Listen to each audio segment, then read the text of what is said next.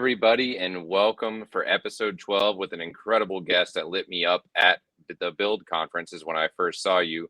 And I'm excited to have you here on the show. Thank you so much for joining us, Chauncey.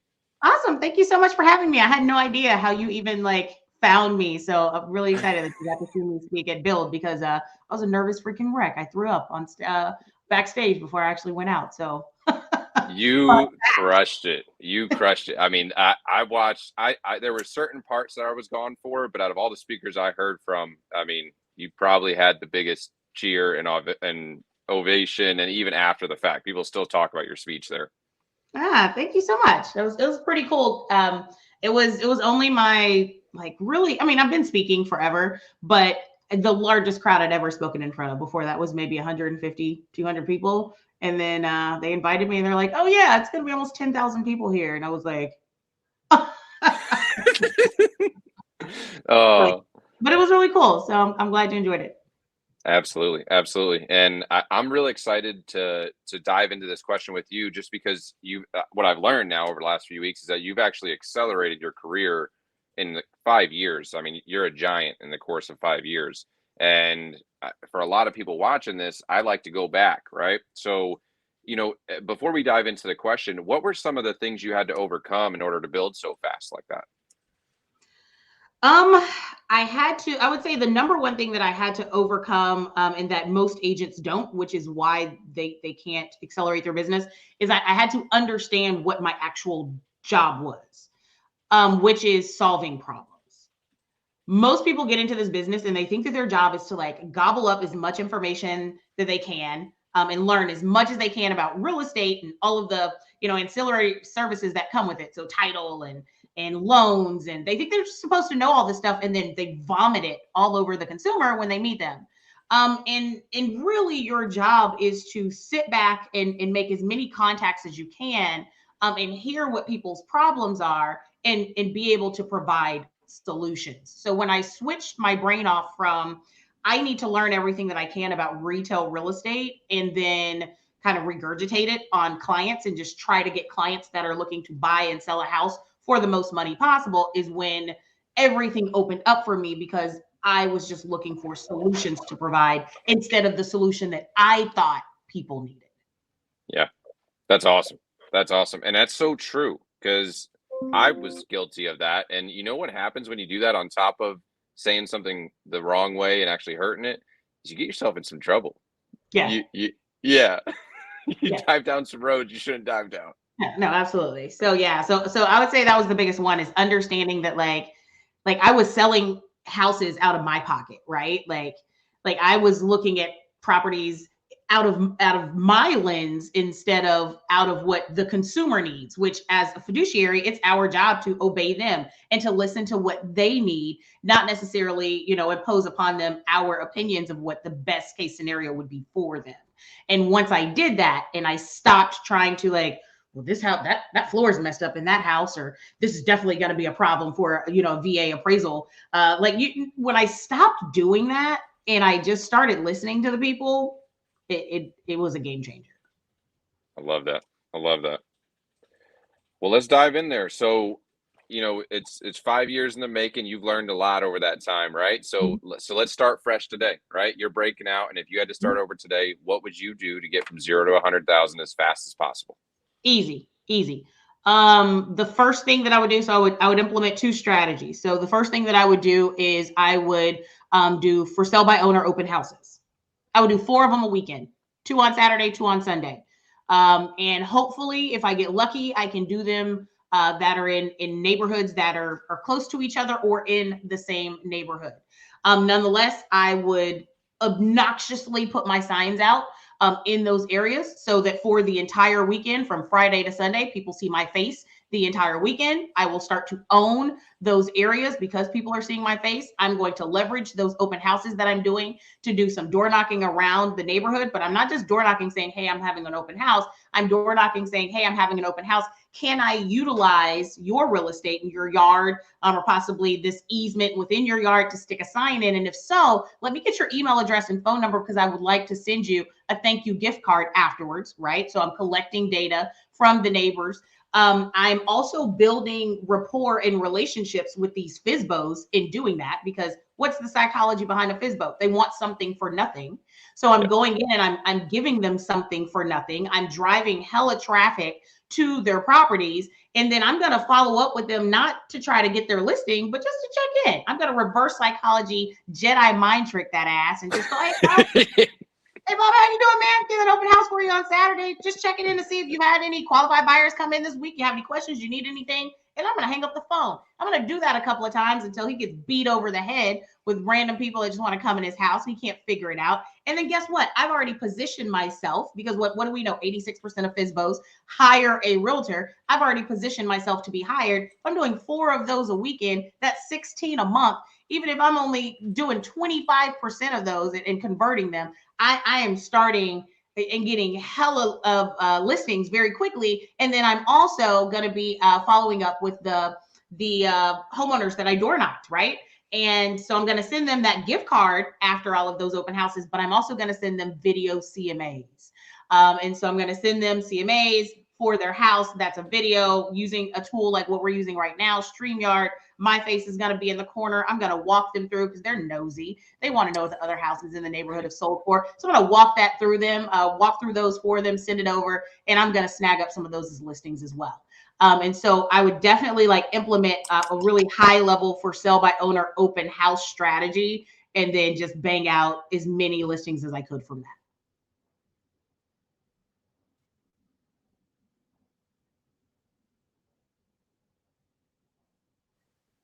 Uh-oh, there you are. We're having technical difficulties. Yes, you're back. You're back. I can hear you, but it's like, it's on my end for sure. Yeah, I can hear you and see you very clearly. I don't think it sounds like this for everybody, but to me, it makes you sound like a chipmunk. Fun. Audio. Let me redo this room. All right, let's try that. How about now? Nope. Let's try this. Great. This is what happens with technology. Man, this is going to be tough. I'm going to have to pull something like this to keep you away over here. This is what you get when you switch up your computer system. Yes. Do not switch up your computer system. Stick with a PC anyway. Oh, man. But yeah, did you hear my strategy, or do I need to rattle that off again? No, I definitely heard the strategy. And what I love most about it is that the strategy that you just gave to everybody is something that is 100% free. And I mean, walk through one of those. Like, how many opportunities do you think that you're going to generate out of one of those open houses? Yep. Just break that down for everybody so that it makes it real simple for them to understand. I mean, from one of those open houses, if you're door knocking, and let's say you give yourself a number of 20, 25 doors around it that you're going to door knock, and offer them a gift card, get their information to send them a video CMA. Let's say you get half of those. So let's say you've got 10 neighbors, you collect 10, information from 10 people on that. So that's some sellers that you have. You have the opportunity with the actual FISBO themselves to convert them. So that's 11. And then you've got all of the buyers that are walking through the door that may be unrepresented, that you're then collecting their information as well. And if you do the free open house right, which there's kind of a whole strategy behind it, where you can get a listing agreement signed at $0 on the listing side, but only for the buyer's agent. You market it for an entire week, stick your sign in the yard because you actually got that listing agreement signed. Then now you're leveraging someone else's asset. You're getting drive-by calls, from your sign. And so, I mean, from every one of those, you should have the opportunity to get at least 10 to 15 leads off of it. You're doing 4 of those. I mean, legitimately, you should be walking away every weekend with, 40 to 50 phone numbers, email addresses, and people you can follow up with that are buyers and that are sellers. Absolute fire right there. Like, those are 2 immediate strategies that somebody can put into place. Yeah. And it's what I love about it is that you broke it down. Like, that's the call you make. That's who you got to talk to. That's how you contribute towards them. Yep. Beast. Yeah, 100%. So that would be the first. I would do that first. And then the second thing that I would do, because now I'm an investor, I don't really even do a lot of retail sales anymore personally. We do a lot of fix and flip. And so understanding, again, going back to being a problem solver, what I understand now as an investor is like, everyone doesn't want to sell their house for top dollar with multiple offers and do a bunch of showings. Like, that's not the best thing for everyone. There are a lot of people out there that are in situations that would benefit from an investor picking up their home. And so what I would do also, in addition to those open houses, is I would start prospecting not only through, expireds and FSBOs and things like that. I would start targeting distressed sellers. And I would above board almost wholesale the houses, but above board, like as an actual agent, because wholesaling is a big no-no for a lot of brokerages. But what a lot of agents don't realize is that like wholesaling is basically being an agent. You just got to think about it differently. And so what I started doing that also really helped my business out very quickly is I was finding these distressed sellers. And instead of going to them like a wholesaler and saying, hey, I'm going to buy your house, knowing I wasn't going to buy the damn house, I went to them with a listing, right? So, hey, let me sell your house, sign this listing agreement at 0%, 0%, period. Not charging you anything to list your house. But then what I also had done was built relationships with lots of investors. So then I marketed this house, to these investors. And I made the investors, whoever bought it, use me as their buyer's agent. And my buyer's agent commission was what normally a wholesaler would charge an assignment fee. And because I was doing it that way, I was able to charge even more than just 3%. And of course, the seller knew in writing, look, I'm selling this house. You're not paying me. So whoever comes and buys this house is going to pay me. And I'm going to charge them whatever that is. And, hey, that's my business. That's between me and them. Are you good with that? And in full disclosure, understand that if your house went on the retail market, if you didn't have 2 inches of piss in your carpet, we could actually do regular showings, you would get this amount. But since you can't do that, this is about the amount that we could do. Do you agree to this? And it was amazing how when I started doing that with the distressed sellers, again, basically it was kind of the concept of wholesaling. But I mean, I was brokering a real estate transaction as a real estate agent, but instead of charging my sellers for the listing fee, I was charging the buyers. And so that is something else that if I had to go back and do it all over again, I would have done even more of that. Because I mean, I remember the very first one that I did, she owed $140,000 or so on her house. She needed about another $10,000 to $12,000 to buy another house to get into. And so the situation with it is she was a pet hoarder. She had 26 cats inside of the house, 9 dogs, and a couple of chickens. And I'm not joking. And so, but the house was by and large a decent house. It was just, she was in a regular neighborhood. The neighbors had noticed, they'd made a complaint, and the city was going to, they were charging her something like $10,000 a week until she moved out. So anyway, she had to go fast, but she had good credit and she could buy another house. So long story short, I went in, I listed it and got a listing agreement for $160,000. I then marketed it to my investor clients because I couldn't do traditional showings. Like I can't walk people through that house and it's 26 cats and 9 dogs. And so then I end up getting a few investors that were very interested in turning it into a rental property. And I said, hey, you want to get it? That's cool. But I'm going to need you to sign this buyer rep agreement. And this is going to be my fee. And my fee, I think it was $160,000 is what they bought the house for. But my buyer representation fee was $15,000. And so I made $15,000 on that 160, and then I turned around and I helped her buy a new house. And so on that one deal or that one person, I was able to make like $25,000 within a very quick span because that investor picked up that property within 7 days. So I made that money really quickly. And so again, I was more of a problem solver than trying to figure out how I could make her clean the carpet and crate the animals and do a traditional, showing. She just needed what she needed. She needed to go quickly. We got it done and I solved the problem. So I would definitely go down that rabbit hole a little bit more if I had to start all over again. I love it. And normally, like I really do like try to dive in here, but the technical difficulties are going to make this one a little bit shorter than most. You broke down, that's something where I hadn't even thought of that before, and that's just genius. Like, yeah, okay, so wholesaling has its issues, has things that get in between with the brokerage. You converted, like, you're a wholesaling like real estate agent. Like you were able to function that into the deal. That's genius. Yep.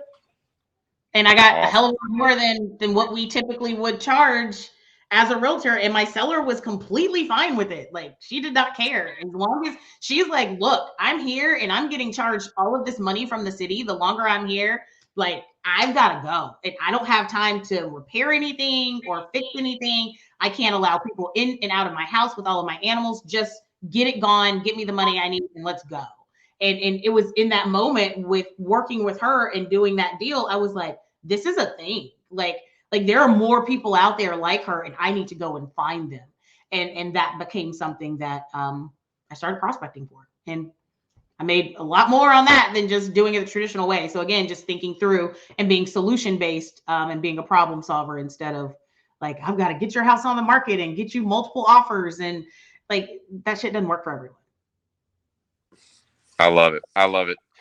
And before I dive into the last question, I want to thank you for your time. I know your time is valuable and I appreciate you being here. I also want to apologize for all the technical difficulties Oh, that no I've sweat. had. It happens. It happens.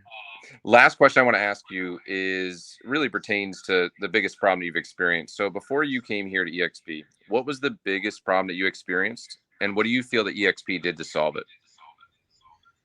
I would say the biggest problem that I have and that most agents have is we max out. There's a ceiling on what we know. There's a ceiling on what we know. There is a ceiling on what we can teach ourselves. And unfortunately, in the real estate business, we see others that have, built businesses far and above anything we could ever think of. We don't have access to them to actually pick up the phone and call and say, hey, dude, I see you're doing you built $100 million team in 2 years. What were the steps? How did you do that? Because I'm doing good. I'm selling 20 million as a solo agent, but I don't know how to go to that next level. And I don't have anyone to explicitly tell me without me paying $50,000 a year for some weird coaching program. Right. So what EXP did for me is it gave me access to people that I otherwise would not have had access to, that would not have given me time of day, that would not have picked up the phone for me, that would not have given me any secrets. And now I'm able to pick up the phone and talk to people and have access to them. And they're not only telling me what they've done in their businesses, but they're telling me how they execute it and how they do it.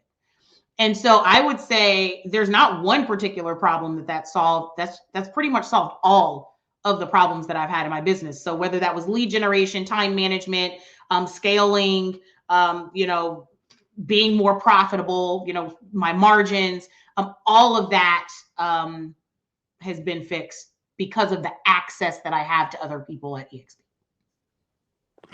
That's fire. And I think it rings true right here on this podcast, right? Like, we came together because of our group and how we collaborate with each other and how we rise up. I love it. And it's one thing that you can't change there is the knowledge. Like, the scaling of real estate, you can give somebody one strategy, this and that, but being in a culture where each person is trying to help each other grow, forget about it. Yeah, it's awesome. It really, really is. I mean, I've had ideas that I just didn't know how to execute, and I could reach out to someone at EXP that had done something similar, and boom, 2 hours later, I'm ready to implement a new system. Damn. Well, my friend, I'm going to avoid these technical difficulties. I hear all the everything in the background. You're just like, ah. Oh, it's terrible. It's terrible. It breaks my heart. My camera, it's all of it. But at the same time, I'm committed. I'm going to make sure that we get to this. And I know your time was reserved, and I appreciate you being here. I appreciate you sharing with my community what you would do to start over. And I think you gave people 2 great steps just to get out there and take action and make those things happen. Absolutely. Well, thank you so much for having me, man. Thank you. Have a good day. You too. Bye-bye.